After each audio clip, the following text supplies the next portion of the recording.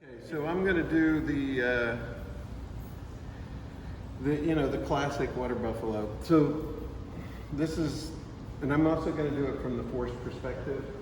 I mean, it's easier to get these things profile or straight on, but when you get like the 3/4 view, it's going to be complicated, just like when we get to the portraiture.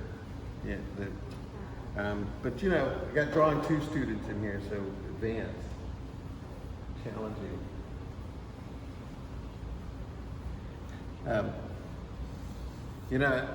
Yeah, so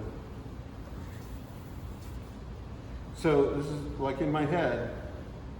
I didn't take a picture or anything. I got to where I can do this in my head.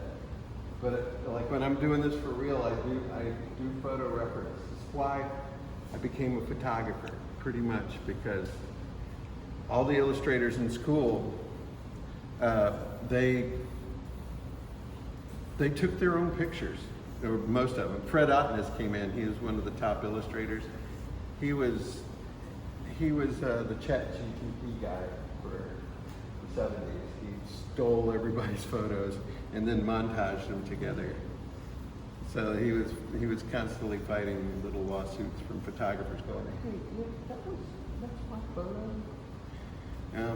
You blend it into your little montage. But like Rob Heindel was one of the. Rob Heindel came in for a demonstration, or it came in for a talk, and he stuck the. I thought he was sticking prints up onto the wall, thumbtack, just like this. He was thumbtacking his paintings. He had canvas paintings, beautiful canvas paintings. He was just thumbtacking to the wall. We were like. And when we walked up to him, we were like, "These are the originals," and he was nationally famous at the time. So it was just like this. I liked him because he just had these real humble brags. He was,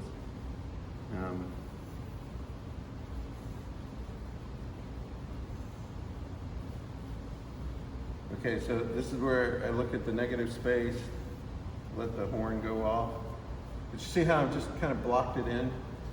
This is like in my head. You get to where you can see this.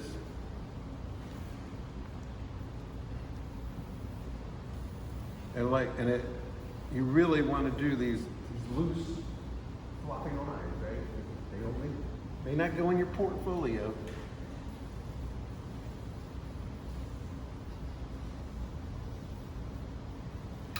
So this is one of those things where if I see a round eye, I know you're not looking at the eyes of the skulls. These skulls are not round. They're like these busted up sockets. They have little caves in them.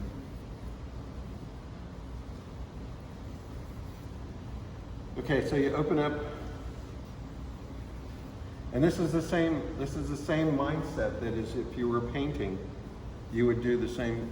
You do the same thing. I'm going to put my.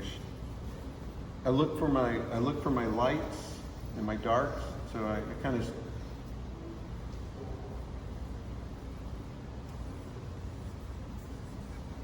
Get my shadows in.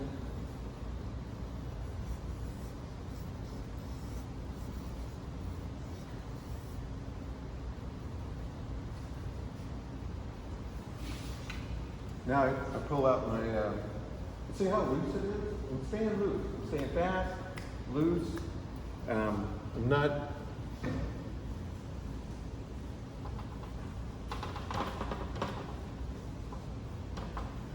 So now I'm reverse, what did you call it? Reverse painting? The what? Drawing backwards. I'm drawing backwards now. How do you get to drawing backwards? So every time I take a stroke, I'm taking an observation. And those little hairline cracks are hairline cracks. I shouldn't see those yet. You want to put in the big strokes.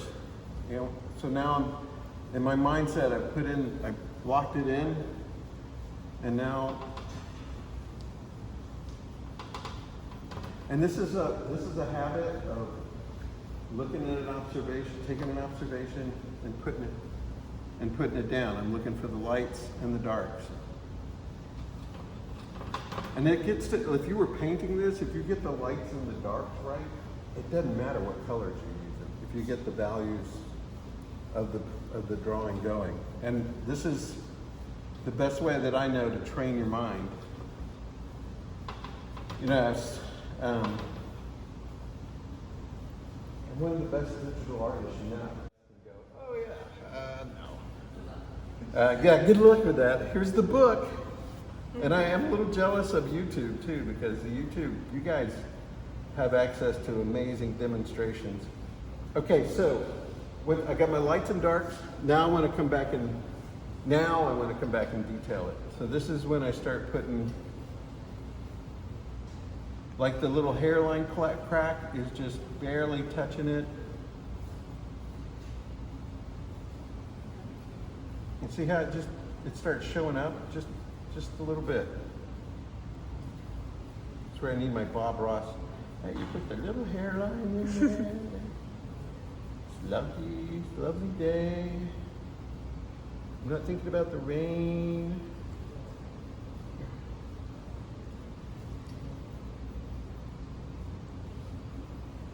Or my wife, you know, has the keys down south for the car, and I had to get a ride from a friend to get here.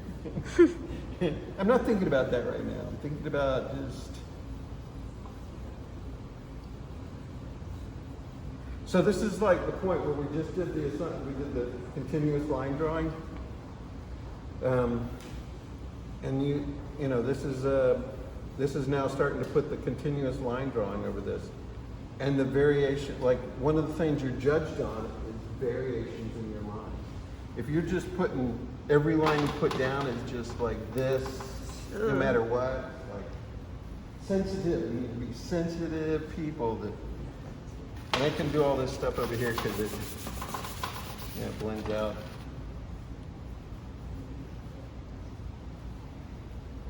So this is where you do your continuous line drawing. You lift out when you have to, like draw with your eraser if you have to. Put the little thin lines in.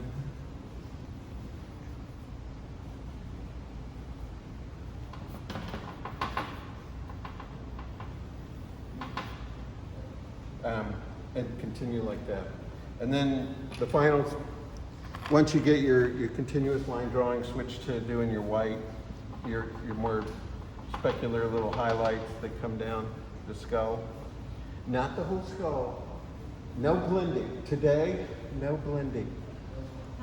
I saw a lot of skulls that were like one color, no texture.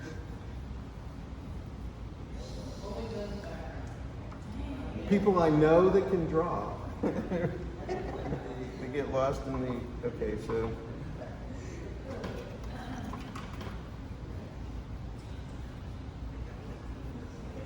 You know, once you get pretty good at it, it's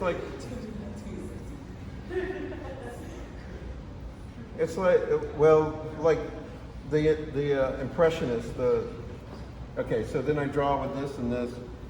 So then you're like doing like the post-impressionists, like Lautrec would walk around with a pocket full of pastels and charcoal and sketch out people really quick and put the color in. And you have your sets of pastels, but you get to this and then I want you to come back and detail it. So this is today. I want a beautiful sketch, and we love archers. I have a cut, okay, here.